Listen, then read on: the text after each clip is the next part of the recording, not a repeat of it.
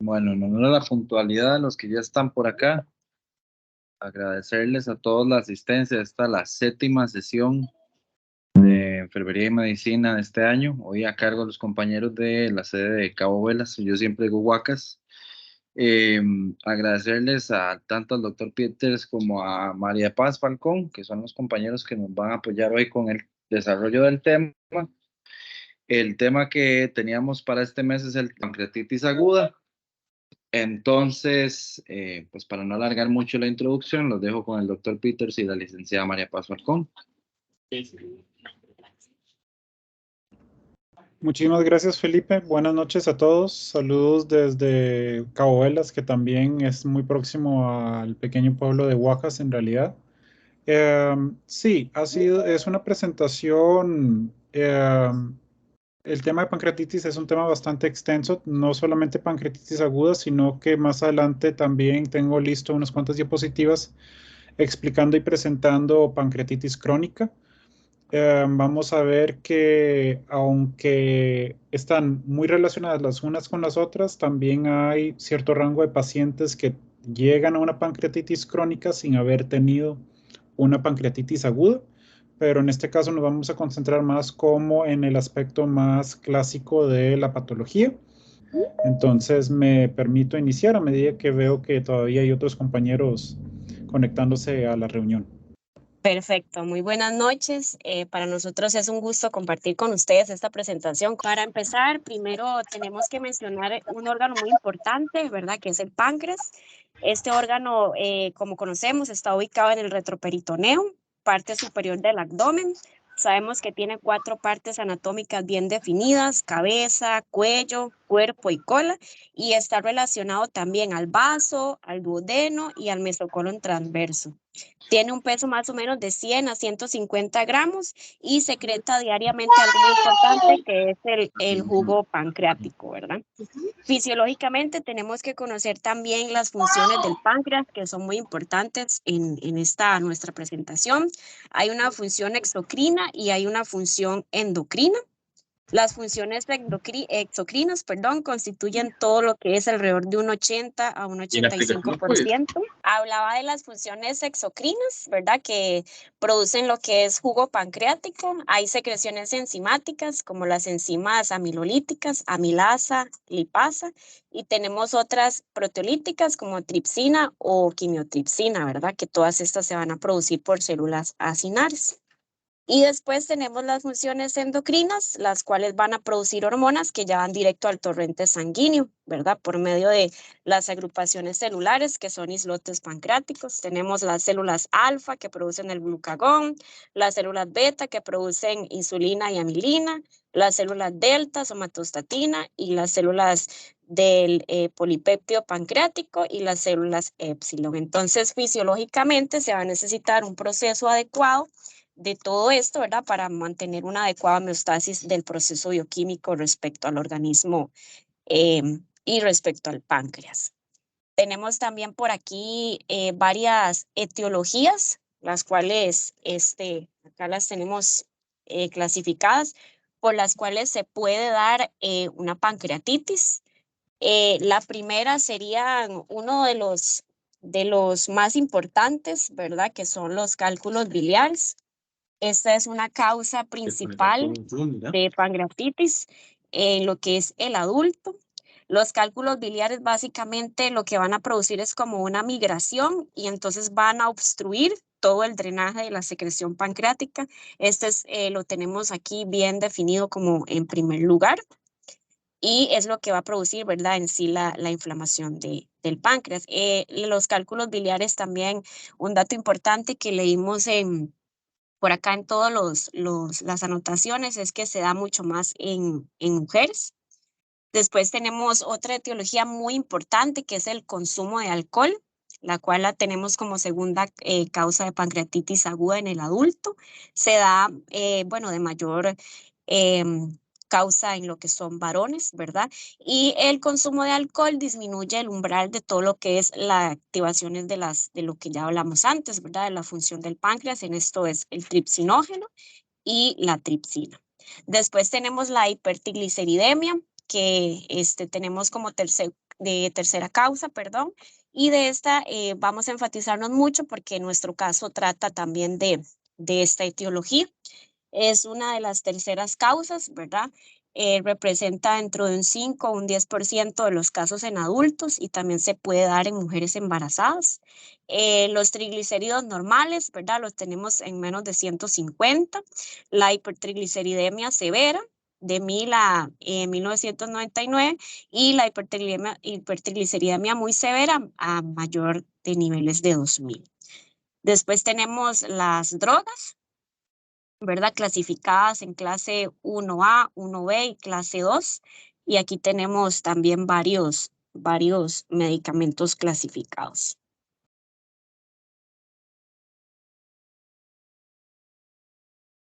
Aquí, como lo pueden ver, también tenemos clase 3 y clase 4, como lo vemos en esta tabla que les colocamos ahí para que más o menos vean qué medicamentos también pueden producirla.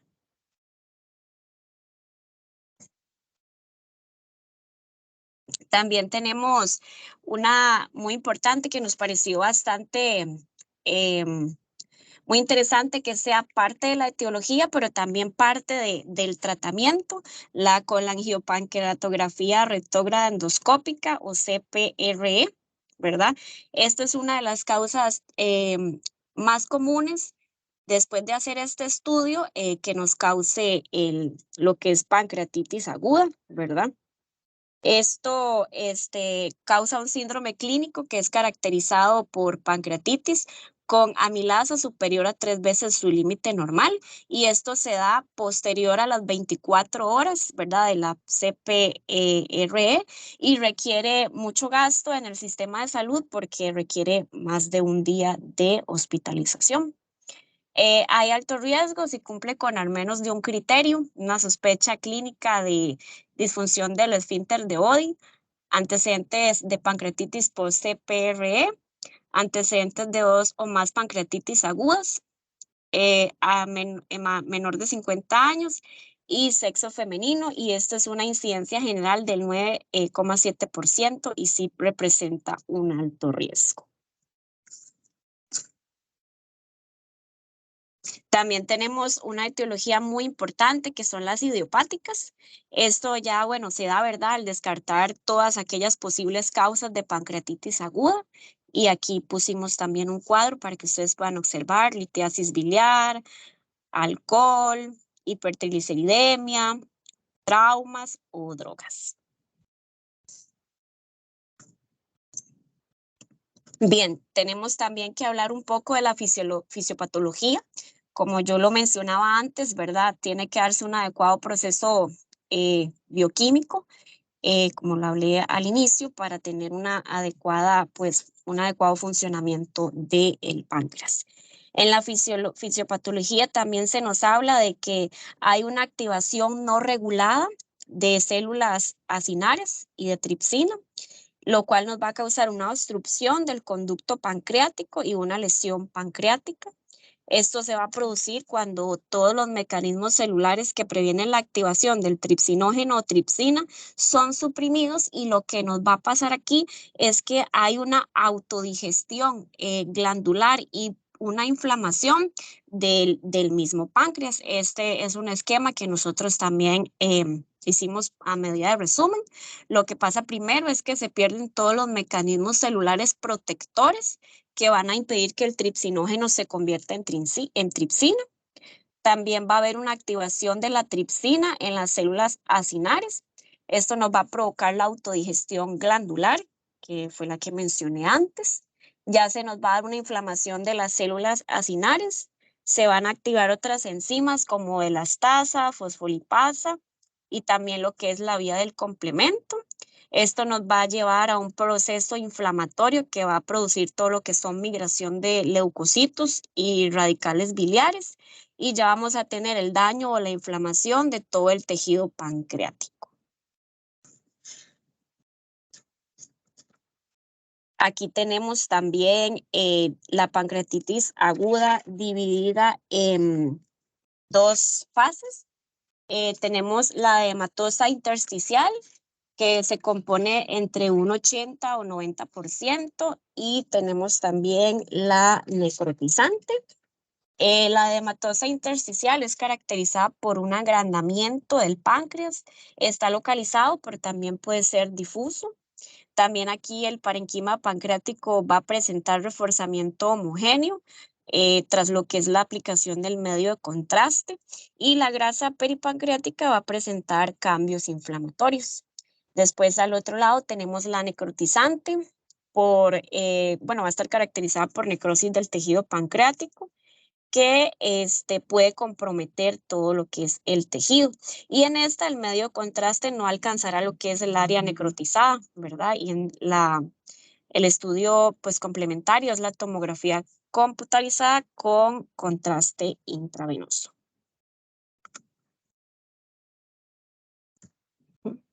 Por acá tenemos varios síntomas clínicos definidos. El dolor epigástrico, periumbilical o en el flanco izquierdo es de los principales síntomas. Este dolor puede irradiar en forma de banda al dorso. También leía por ahí en la teoría que este dolor puede mejorar si el paciente, ¿verdad?, se reclina hacia adelante. El dolor siempre usualmente está asociado a distensión abdominal, hay anorexia, vómitos, taquicardia. Hay un dolor leve a la palpación abdominal también. Y en casos severos también podemos presenciar fiebre, hipotensión, taquicardia y alteración de lo que es el estado mental, el síndrome de Cooling o equimosis periumbilical y el de Gray-Turner, que poco a poco lo vamos a ir viendo también en unas imágenes. Y también la pancreatitis aguda puede producir hipocalcemias, casos leves de parestesia periorales, calambres musculares, síndrome de Chosten, que es también lo vamos a ver en una imagen que tenemos más adelante, que es un espasmo en los músculos faciales, y el síndrome de Troxell, que es un espasmo al carpo cuando inflamos un esfigmomanómetro, que más adelante también lo vamos a ver en una imagen. Aquí tenemos cada una de las imágenes. Entonces, esto también en la teoría que el doctor y yo manejamos, vimos que no era un buen pronóstico encontrar estos signos en pancreatitis aguda, y es un síndrome, ¿verdad?, que debe de preocuparnos cuando lo observamos. Aquí tenemos también el otro.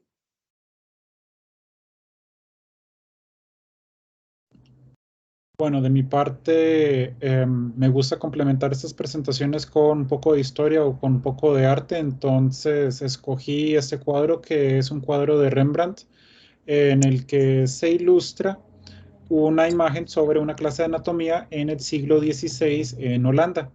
Este cuadro muestra en su figura al doctor Nicolas Tulp, que era en su momento un médico y también un anatomista, dando una clase de anatomía a sus colegas. También Tulp es reconocido en la historia, ya que él logra describir parte de los primeros síntomas que logramos describir previamente asociados a la pancreatitis como tal. Entonces, es por eso que quería agregar este pequeño espacio. Ahora, condensando un poco más la información que nos compartió la licenciada María Paz, entonces tomamos los síntomas de nuestros pacientes al presentarse en la consulta y tenemos entonces criterios diagnósticos los cuales cumplir y con los cuales orientarnos en el paciente, de los cuales aquí, de parte del Colegio Americano de Gastroenterología, tenemos que cumplir con 2 de 3 de ellos. El dolor abdominal característico, ya descrito por la licenciada, donde tenemos ese dolor a nivel epigástrico. Tenemos después resultados de laboratorio en el que tenemos una alteración de lipasa y o amilasa 3 veces superior al límite, que vamos a poder ver asociados a otros resultados de laboratorio en el caso clínico que presentaremos, y o hallazgos típicos de la pancreatitis a nivel de imágenes. A nivel de sede Cabo Velas, referimos ese tipo de pacientes a la sede en Liberia para poder realizar lo que es un TAC para obtener una mejor imagen como tal. Las dos enzimas principales que nos van a orientar y a las cuales tenemos acceso dentro de la sede de Cabo Velas es amilasa y lipasa, las cuales rutinariamente son parte de nuestras inspecciones cuando valoramos a un paciente por dolor abdominal. Cada una tiene criterios y tiene como sus aportes en cuanto a qué considerar en el paciente, ya que tienen vidas medias distintivas dentro del proceso bioquímico. Tenemos una amilasa que empieza a incrementarse más tarde que la lipasa, pero que dura mucho más tiempo que la lipasa dentro del sistema. Entonces, dependiendo de la cantidad de horas que el paciente nos puede describir con el cuadro de dolor, podemos orientarnos con una o la otra, pero siempre conscientes de que podemos usar ambas para poder realizar el diagnóstico al observar un incremento 3 veces mayor a los rangos regulares. Tenemos otros laboratorios con los cuales nos podemos complementar en nuestro análisis, como por ejemplo lo es la glucosa. Recordemos que el páncreas a nivel de insulina controla los niveles de glucosa en sangre y entonces este tipo de alteraciones se pueden presentar. Es importante también analizar el ALT y el AST para poder descartar algún tipo de comorbilidad relacionada a nivel hepático y también a nivel de la vesícula biliar. Aquí María Paz nos va a asistir con la presentación de un caso clínico que se nos presentó en sede Cabo Velas como tal hace ya más de un año. Bueno, acá nosotros ya vamos a dar inicio a nuestro caso clínico. Como lo mencionaba antes, tuvimos la dicha de este caso tenerlo por acá en sede Huacas, una de nuestras compañeras. Y cabe recalcar que todas estas fotografías y los exámenes que vamos a presentar y demás han sido autorizados por ella. Nosotros recibimos en urgencias, ¿verdad? De mi parte por triage a una femenina de 19 años, conocida sana, y ingresa a consultar por síntomas de eritema a nivel de lesiones de piel y urticaria, que son estas que vemos por acá en las fotografías. Esta paciente primero fue valorada por el médico general y ella nos cuenta que estas lesiones han aparecido hace como 2 semanas y ha tenido pues mucha resequedad en su piel. Entonces, pues fue atendida por médico general y se le dio una valoración también por dermatología. Posterior a eso, ella vuelve a presentarse en sede porque siguen los síntomas de estas lesiones y ya ahora tiene un cuadro de dolor abdominal y vómitos. La paciente al desarrollar un cuadro de dolor abdominal agudo focalizado a nivel de epigastrio, en realidad empezamos una valoración por el dolor abdominal y se solicita a nivel de sede por medio de medicina de empresa una valoración general con hemograma y al tomar la muestra del tubo observamos la imagen que está ahora en la presentación en la que vemos una severa separación del perfil de colesteroles.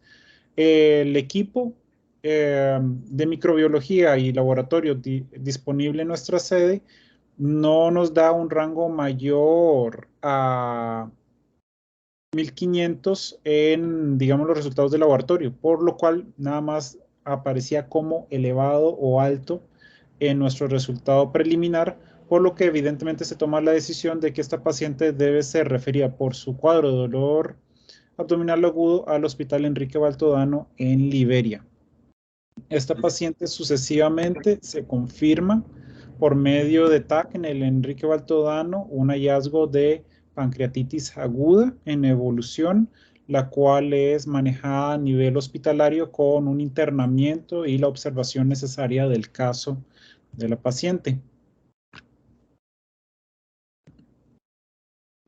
Aquí la paciente nos aportó algunos de los resultados de laboratorio, en el cual de forma llamativa podemos ver justo entre los primeros resultados la amilasa, que sí se encontraba en 568 como tal.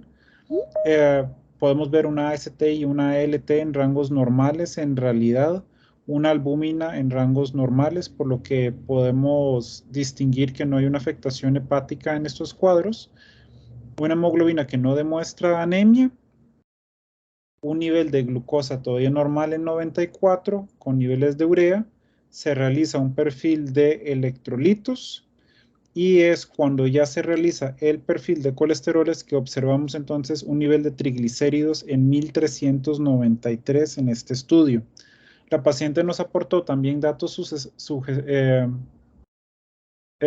posteriores y este nivel de triglicéridos continuó elevándose durante su internamiento hospitalario y llegó a elevarse a niveles superiores de 5000 como tal, lo cual sí exacerbó aún más el cuadro y requirió de dosis altas para poder controlar los niveles y continúa en ese tratamiento al día de hoy. Entonces, ya tomando esa información, cuando recabamos los criterios diagnósticos, recabamos los laboratorios iniciales tomados, entonces esto nos permite tomar a la paciente como tal y escalonarla en grados de severidad. Para eso tenemos los criterios de Atlanta, que separan a los pacientes de forma muy amplia en 3 grados de severidad, la cual es relativamente sencillo de puntuar y los insto a que también hoy en día la tecnología nos permite tener este tipo de tablas también conectadas a diferentes aplicaciones del teléfono para poder procesar los puntajes de una forma más rápida. Aquí entonces separamos los 3 grados en leve, moderado, severo y grave. Y los aspectos distintivos de estos es que en la leve no hay una ausencia de una falla orgánica, mientras que en la moderada hay falla orgánica, pero es transitoria. Y ya en la grave tenemos una falla orgánica por más de 48 horas en el paciente. Los 3 criterios principales que nos permiten valorar esta falla orgánica y el rango de horas es principalmente las presiones parciales de oxígeno, junto con una valoración del sistema cardiovascular sobre las presiones arteriales y la valoración de creatinina a nivel del sistema renal. Entonces, sí es importante que podamos siempre distinguir que este tipo de pacientes requieren una serie de laboratorios, no solamente para poder orientarnos en el diagnóstico, sino que estos laboratorios sucesivamente nos van a ayudar a determinar grados de severidad y otros criterios también en este paciente. También el TAC ya tomado como diagnóstico también nos permite crear una clasificación de severidad por medio del Baltasar, que es uno de los puntajes que generalmente yo creo que todos podemos recordar a nivel de medicina que se nos evalúa repetitivamente en exámenes.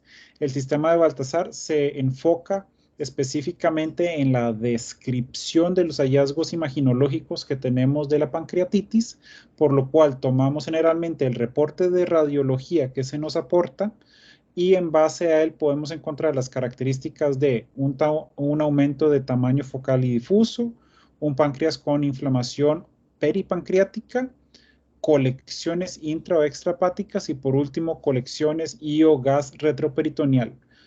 Ya a medida que la clasificación va aumentando, también tenemos mayores factores de riesgo asociados a este paciente y tenemos que hacer una separación también entre lo que explicó la licenciada, que fue los tipos de pancreatitis, que generalmente en el 80% de los casos vamos a tener una pancreatitis edematosa, pero va a haber casos en los que vamos a tener una pancreatitis necrotizante y es importante entonces dilucidar el porcentaje de necrosis presente, lo cual también nos permite crear un puntaje como tal. Posteriormente, una vez que tenemos al paciente con diagnóstico, manejo, muchas veces se nos pregunta cuál es el pronóstico de este paciente para poder orientarnos mucho más a futuro con el paciente en los días en los que vamos a tenerlo en el servicio como tal. Tenemos las escalas de Ranson, el BISAP y el Apache 2, cada una con sus características particulares, como lo es que el Ranson requiere 48 horas para ser calculado, mientras que las otras dos no requieren esas 48 horas por las características de los resultados que requerimos. Entonces, a nivel de Ranson tenemos el puntaje al inicio que podemos hacer a la admisión y después a las 48 horas. Aquí están los datos que tenemos que recabar en nuestro paciente para poder realizar este cálculo como tal. Entonces, un paciente mayor de 55 años con glóbulos blancos en leucocitosis superior a 16.000, la cual en el caso clínico, por ejemplo, no lo habíamos visto al inicio, no tenía ese tipo de leucocitosis, una glucosa sérica superior a 10 milimoles por litro o 200 miligramos por decilitro, que afortunadamente en el caso clínico presentado tampoco estaba presente, una división del ASTI y GGT sérico superior a 250 unidades y un LDH sérico superior a 350. Entonces, afortunadamente, por lo menos a admisión, el caso clínico presentado hasta ahora parece y se clasifica en realidad como un caso leve. Después agregamos a eso los criterios que podemos valorar a las 48 horas para ver cómo evoluciona este paciente con calcio sérico. Puede haber caídas del hematocrito superiores al 10%, hipoxemia, obviamente el paciente está hospitalizado y siendo monitorizado, es importante monitorizar su presión, su PO2, sus niveles de uremia, el déficit de base, hay que hacer gases arteriales en estos pacientes y el secuestro de fluidos cuando es mayor a 6 litros. Tenemos finalmente el BISAP, que toma también el BUN, toma la escala de Glasgow para el paciente en cuanto a cómo responde a las indicaciones verbales, sigue comandos y si está consciente como tal para poder crear el puntaje. Tomamos factores de riesgo como el CIRS para sepsis, lo cual nos orienta a la severidad del caso. Recordemos que no siempre, pero si hubiera un desarrollo de necrosis en el foco pancreático, entonces tenemos un riesgo de sepsis. Pero no está siempre indicado un tratamiento antibiótico profiláctico, ya que es una minoría de casos. Esto nos lleva finalmente, como ya estaba diciendo inicialmente, al tratamiento del paciente. Tenemos la valoración como tal con las escalas respectivas. Se indica hidratación intravenosa temprana como tal. No se realizó en sede de Cabo Velas con la paciente presentada. Nutrición adecuada es esencial, no solamente en este caso de pancreatitis aguda, sino que también lo veremos reflejado más adelante en la pancreatitis crónica. La analgesia es clave. El dolor que se desarrolla en estos pacientes es un dolor severo y es un dolor que puede requerir opioides en dosis máximas, en lo cual hay que limitarlo al paciente para poder tener un manejo mientras la paciente está hospitalizada y se va recuperando de la pancreatitis. Hay intervenciones adicionales dependiendo de la etiología como tal, que vamos a ver más adelante. Entonces, tenemos metas de tratamiento. Queremos mantener una frecuencia cardíaca menor a 120 latidos por minuto. Queremos mantener presiones arteriales medias estables, una diuresis menor a 1 mililitro por kilogramo hora y un hematocrito entre el 35 y 44% del paciente. Entonces, estas nos van a poder orientar en la evolución del paciente como tal. Se recomienda el uso de lactato de Ringer como tratamiento intravenoso. Sabemos que a nivel del sistema público no siempre está disponible, pero afortunadamente en nuestros servicios sí tenemos disponible esta presentación, entonces afortunadamente seguir la recomendación nos es más sencillo. El paciente tiene que quedar nada vía oral. Hay que reducir el estímulo pancreático y se pueden utilizar diferentes tipos de sondas, sea nasogástrica o nasoyeyunal, para poder mejorar los patrones intestinales del paciente sin estimular el páncreas hacia ello. En el caso de la presentación del caso clínico, se me informó que a la paciente se le colocó una sonda nasogástrica, se le permitió ingesta oral y tenían extracción de líquido o ácido gástrico por medio de la sonda para reducir la irritación. El dolor es el síntoma cardinal en estos casos. No se ha demostrado una diferencia entre el paracetamol, el dexketoprofeno, el tramal o otros AINES. Incluso también el uso de la morfina o de la hidromorfa está indicado en estos casos. Entonces, en ese caso, se puede hacer un tratamiento escalonado o se puede automáticamente ir a un tratamiento más intensivo para poder darle comodidad al paciente. A pesar de ello, y llegando incluso a dosis altas, hay muchos casos en los cuales el tratamiento todavía se queda corto para el paciente. Como indiqué antes, a pesar de los casos de necrosis que puede desarrollarse dentro del páncreas, la profilaxis con antibióticos en realidad no está indicada. Pueden haber infecciones extrapancreáticas que hay que monitorear en el paciente, como la colangitis, neumonía y bacteremia, definitivamente, ya que justo en el centro del abdomen se puede extender fácilmente una infección. Las necrosis infectadas se deben sospechar en pacientes con una necrosis pancreática estéril confirmada. Entonces, la que nos lo confirma son los estudios de imágenes como tal para monitorear el paciente.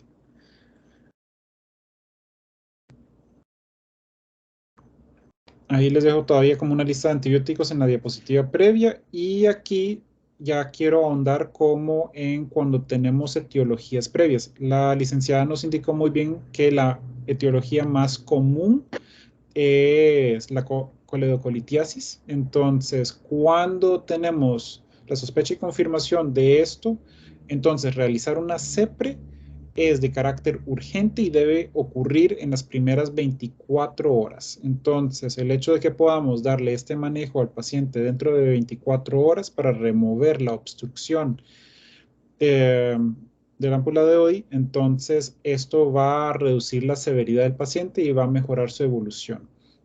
De no poder darse este manejo, entonces pasamos a un manejo quirúrgico con una colecistectomía, ya que al revertir la etiología biliar, también revertimos las complicaciones pancreáticas asociadas.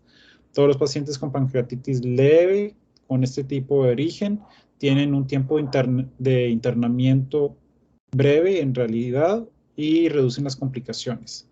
Pero cuando ya tenemos pacientes con complicaciones más severas, entonces esto va a retrasar tanto el internamiento, el manejo, el tratamiento, y va a requerir dosis más altas de analgésicos.